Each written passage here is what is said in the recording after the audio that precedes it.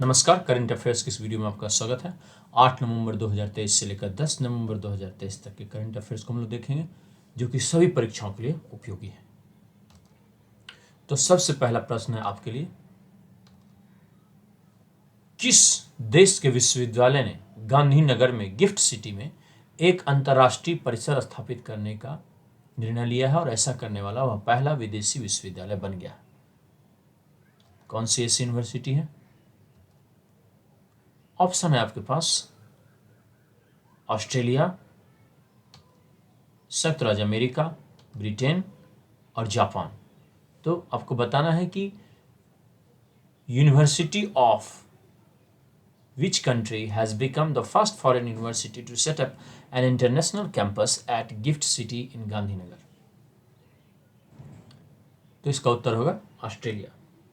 Australia की एक university ने गांधीनगर, जो कि गुजरात में है, वहीं पर स्थित है गिफ्ट सिटी, जिसका फुल फॉर्म होता है Gujarat international finance tech city. Gujarat international finance tech city, वहीं पर अपना अंतर्राष्ट्रीय परिसर इंटरनेशनल कैंपस स्थापित करने का निर्णय लिया है। तो अगला प्रश्न हम लोग देखते हैं। आपको बताना है कि किस विश्वविद्यालय ने गांधीनगर में गिफ्ट सिटी में एक इंटरनेशनल कैंपस स्थापित करने का निर्णय लिया और ऐसा करने वाला वह पहला विदेशी विश्वविद्यालय बन गया है?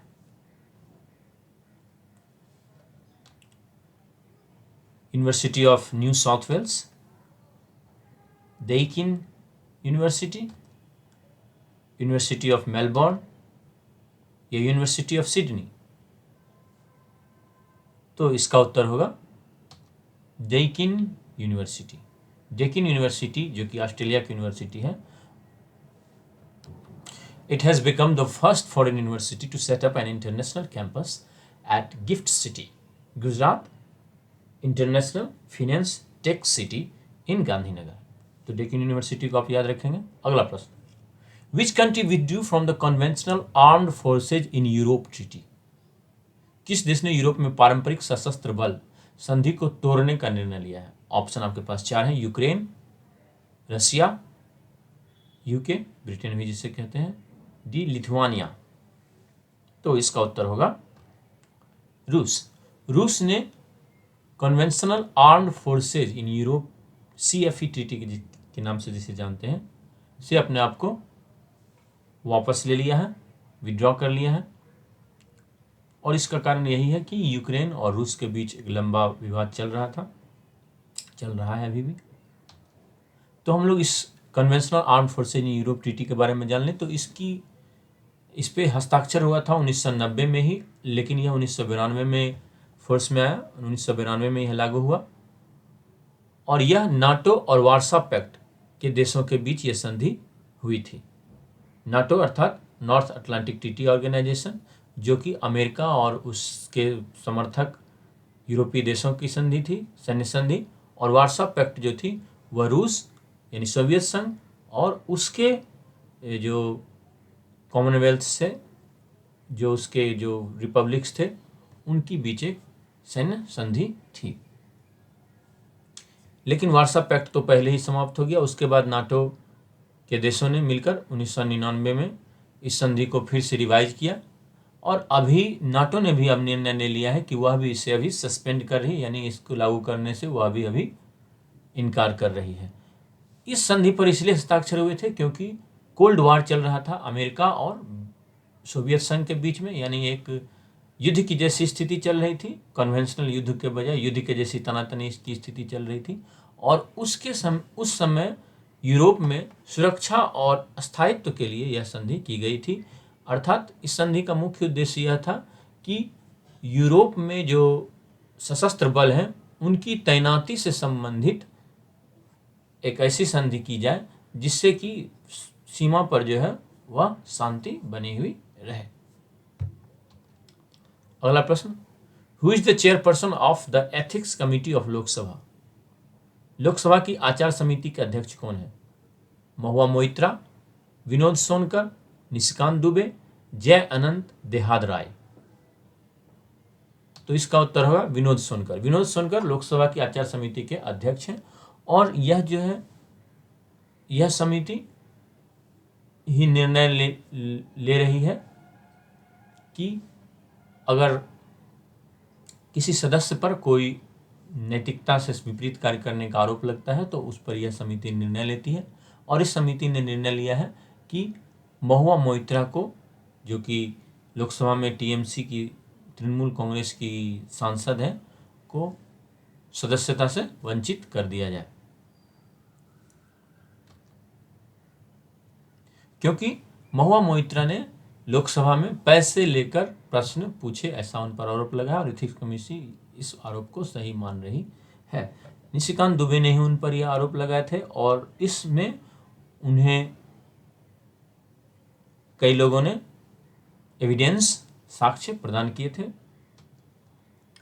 अगला प्रश्न, which organization releases the global TB report?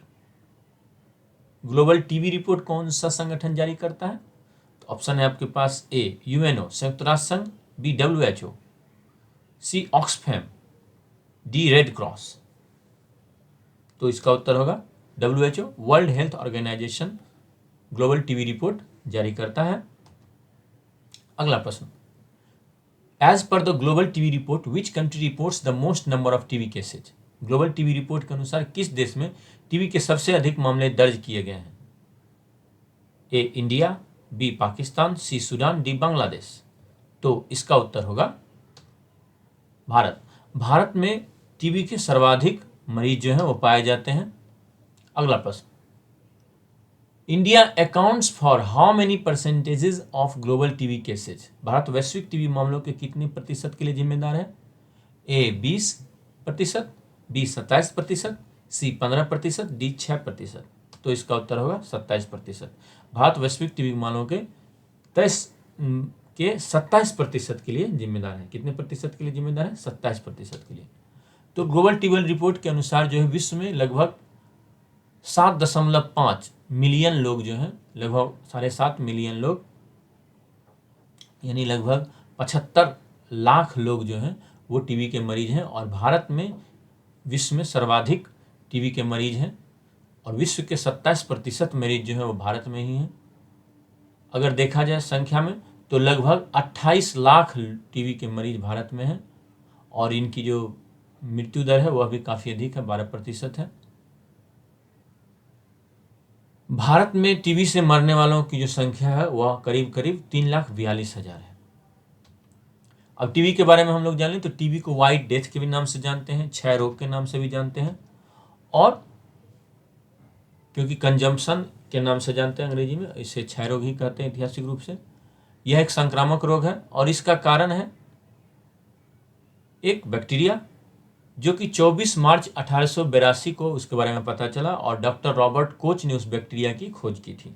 उस बैक्टीरिया का नाम है माइक्रोबैक्टीरियम ट्यूबरकुलोसिस, एमटीबी।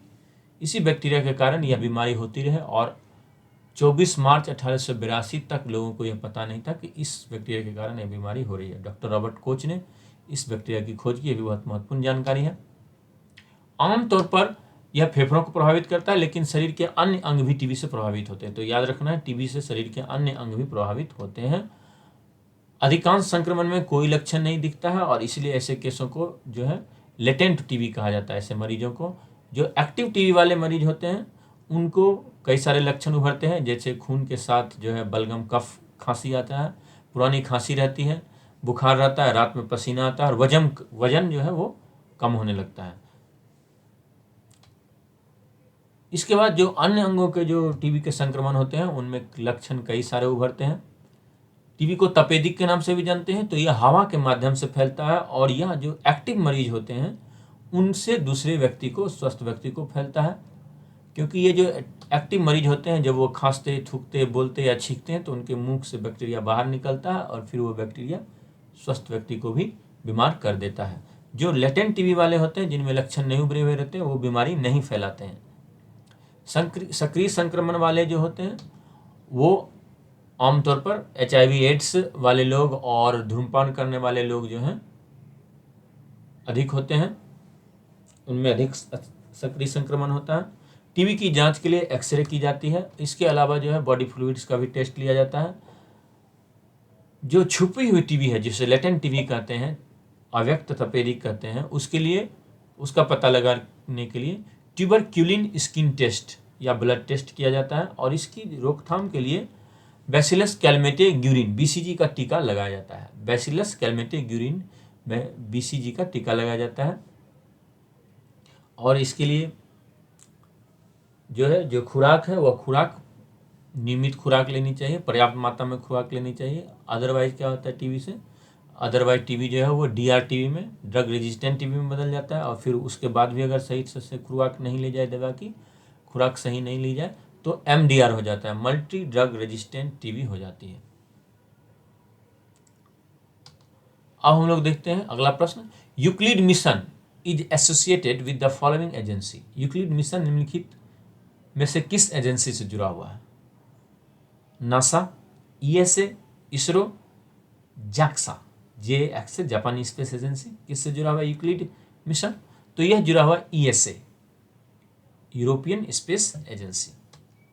अगला प्रश्न। Which of the following gives us the evidence about the expanding universe.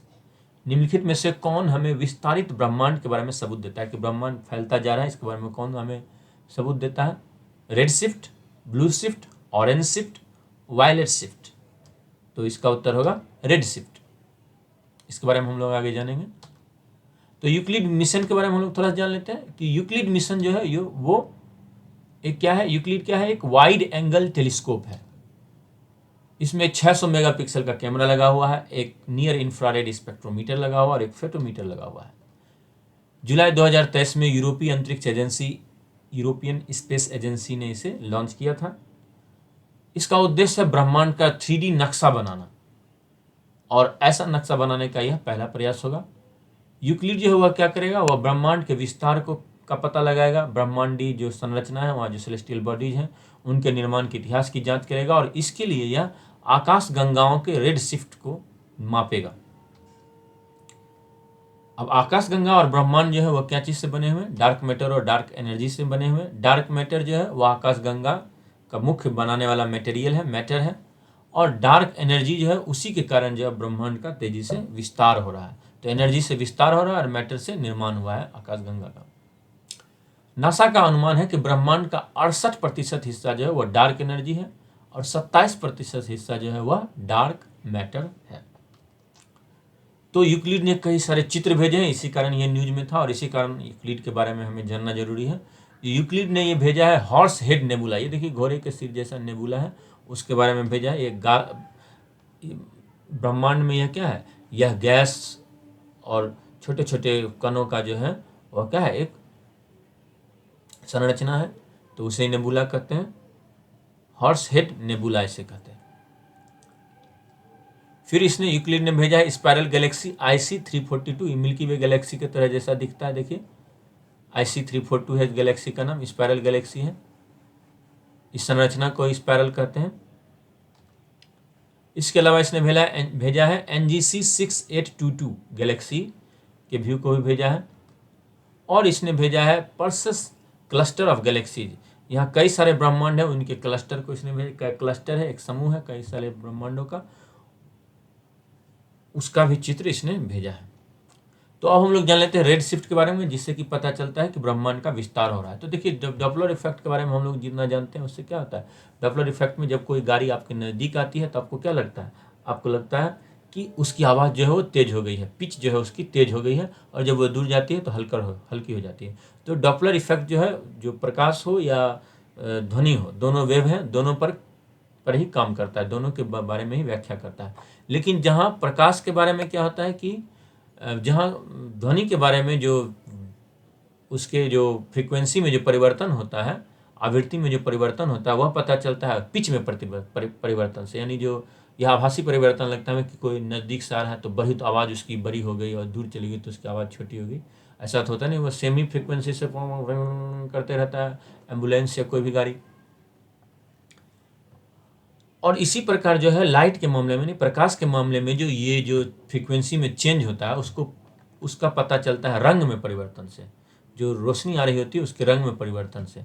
तो जो अगर कोई सेलेस्टियल बॉडी, अगर कोई ब्रह्मांडीय पिंड हमसे दूर जा रहा हो तो जो जो हमें प्रकाश में परिवर्तन दिखाई देता है वह दिखाई देता है रेड, और अगर नज़दीक आ रहा हो तो वो ब्लू कलर होने लगता है। ठीक है, तो रेड शिफ्ट जो है वो क्या दिखाता है, वो दिखाता है कि जो ब्रह्मांडीय पिंड है वो दूर जा रहे हैं, और जो ब्लू शिफ्ट है वो दिखाता है कि ब्रह्मांडीय पिंड जो है वो नज़दीक आ रहे हैं। तो यह रेड शिफ्ट और ब्लू शिफ्ट की मदद से ही गैलेक्सीज में, ब्रह्मांड में जो है वह क्या क्या हो रहा है उसके बारे में पता चलता है, यूनिवर्स में क्या हो रहा है उसके बारे में पता चल जाता है।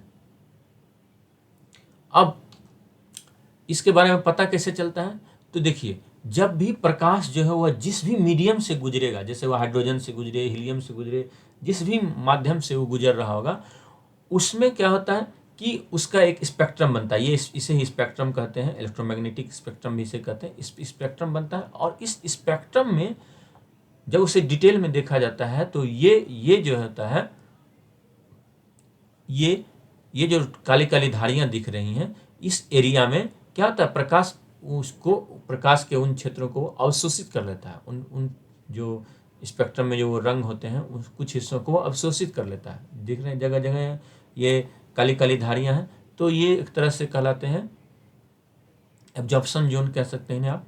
तो ये अवशोषित होने वाले जो है इससे काली काली धारियां ये दिखाई देती हैं। ये सूर्य का दिख रहा है हमें, और ये किसी अन्य खगोलीय पिंड का दिख रहा है। तो आप देख सकते हैं कि दोनों में क्या होता है कि ये दूर है हमसे, तो दूर है तो देख रहे हैं कि ये काली काली धारियां जो है वो क्या होती है, रेड की ओर बढ़ रही हैं।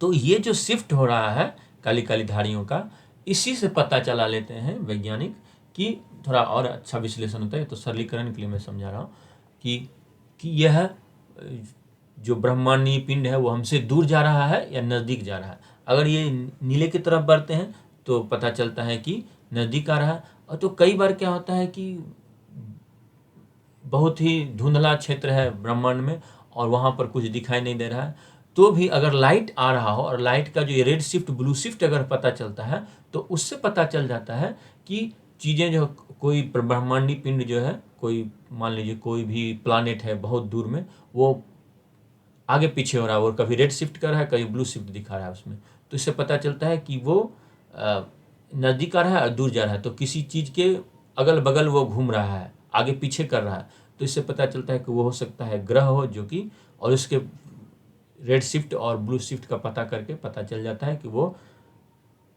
चक्कर लगा रहा है किसी पिंड का, तो वो ग्रह होगा, प्लैनेट होगा। इसी तरह से यह भी पता चल जाता है इससे रेड शिफ्ट ब्लू शिफ्ट से कि किस मटेरियल से गुजर रहा है लाइट, और जो जिस भी सेलेस्टियल पिंड से वो लाइट आ रहा है वह उस पिंड में कौन कौन से तत्व विद्यमान है। तो यह रेड शिफ्ट ब्लू शिफ्ट जो है वह ब्रह्मांड के बारे में जानने के लिए, ब्रह्मांडीय पिंडों के बारे में जानने के लिए बहुत ही महत्वपूर्ण है। अगला प्रश्न, there are these many air quality index categories. कितनी वायु गुणवत्ता सूचकांक श्रेणियां हैं? A 5, B 6, C 7, D 10। तो इसका उत्तर होगा 6। 6 वायु गुणवत्ता सूचकांक श्रेणियां हैं, 6 कैटेगरियां हैं इसकी एयर क्वालिटी इंडेक्स की, याद रखना है। अगला प्रश्न, how many pollutants does air quality index major. वायु गुणवत्ता सूचकांक कितने प्रदूषकों को मापता है? A6, B8, C10, D5। कितनों को मापता है? तो इसका उत्तर होगा 8। एयर क्वालिटी इंडेक्स जो है वह 8 प्रदूषकों को ही मापता है। Which of the following pollutants is not measured for air quality index. निम्नलिखित में से कौन सा प्रदूषक वायु गुणवत्ता सूचकांक के लिए नहीं मापा जाता है?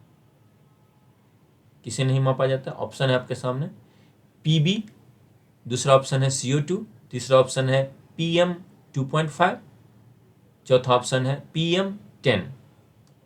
तो इसका उत्तर होगा CO2। एयर क्वालिटी इंडेक्स जो है वह CO2 को नहीं मापता है। अब एयर क्वालिटी इंडेक्स के बारे में हम लोग जान लें थोड़ा सा।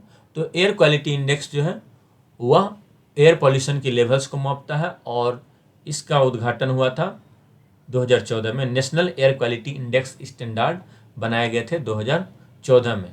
नेशनल एयर मॉनिटरिंग प्रोग्राम के तहत जो है, जो वायु की गुणवत्ता का जो मापन का कार्यक्रम है वह 240 नगरों को कवर करता है, 240 नगरों को कवर करता है और इसका ऑपरेट करता है सेंट्रल पॉल्यूशन कंट्रोल बोर्ड।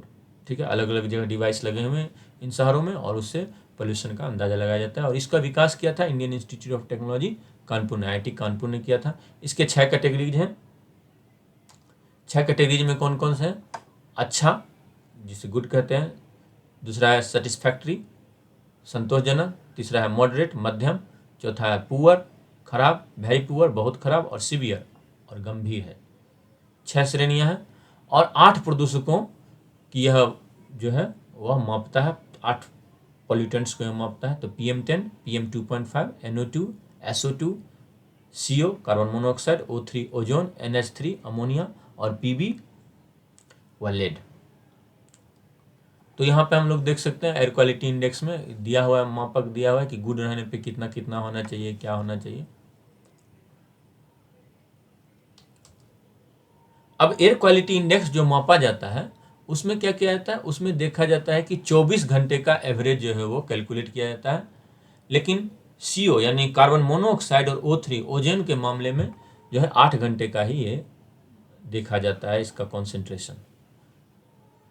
साथ ही साथ जो है AQI बनाने के लिए जो है डेटा का जो उपयोग किया जाता है उसमें कम से कम 3 पॉल्यूटेंट, 8 पॉल्यूटेंट है तो कम से कम 3 पॉल्यूटेंट जो है उनका अगर डेटा अवेलेबल हो तो यह इंडेक्स जो है वह तैयार कर लिया जाता है। लेकिन इन 3 में से जो है कोई कम से कम एक जो हो, या तो PM2.5 हो या PM10 हो, अगर ये दोनों में से किसी एक का मिल जाता है और उसके अलावा 2 और मिल जाते हैं तो फिर जो है यह इंडेक्स तैयार हो जाता है। अब यहाँ पर एक चीज़ महत्वपूर्ण है कि यह जो PM10 है यह है, इसे कहते हैं पार्टिकुलेट मैटर। ठीक है, और इसके अलावा PM2.5 है, यह भी पार्टिकुलेट मैटर ही। NO2 है, यह है नाइट्रोजन डाइऑक्साइड। SO2 है, यह है सल्फर डाइऑक्साइड। CO है कार्बन मोनोऑक्साइड। O3 है ओजोन। NH3 अमोनिया और PB है लेड। तो ये 8 का नाम आपको याद रखना है। और वायु गुणवत्ता सूचकांक में जो ये 8 जो प्रदूषक हैं जिनका मापा जाता है उनमें PM है। PM तो उसे कहते हैं पार्टिकुलेट मैटर। इस पार्टिकुलेट मैटर को जो नापा जाता है उसका हम लोग थोड़ा तुलना करते हैं। अगर ह्यूमन हेयर से तुलना करें तो ह्यूमन हेयर जो है 50 से 17 माइक्रोमीटर्स का होता है, माइक्रोन्स का होता है। जबकि बालू का एक कण जो होता है, बीच का एकदम महीन बालू का कण, वह 90 माइक्रोन्स का होता है, माइक्रोमीटर्स का होता है। PM2.5 जो है 2.5 माइक्रोन्स का ही होता है और PM10 जो है वह 10 माइक्रोन्स का होता है। PM2.5 जो है किसी पदार्थ को जलाने से, ऑर्गेनिक पदार्थों को जलाने से, मेटल इत्यादि से मिलता है। और PM10 जो है डस्ट जो हुआ या पौधों या फूल का जो पॉलेंस होता है वो। तो PM10 और PM2.5 दोनों जो हैं वो पार्टिकुलेट मैटर हैं और इनका भी मापन किया जाता है। उम्मीद करता हूँ कि ये वीडियो आपको पसंद आया होगा। तो इस वीडियो को ज़रूर आप लाइक करें, चैनल को सब्सक्राइब कर लें और वीडियो को शेयर करें विभिन्न सोशल मीडियाज़ में। अपने दोस्तों को भी चैनल को सब्सक्राइब करने कहें और कमेंट करें कि ये वीडियो आपको कैसा लगा। अपना ख्याल रखें। बहुत बहुत धन्यवाद।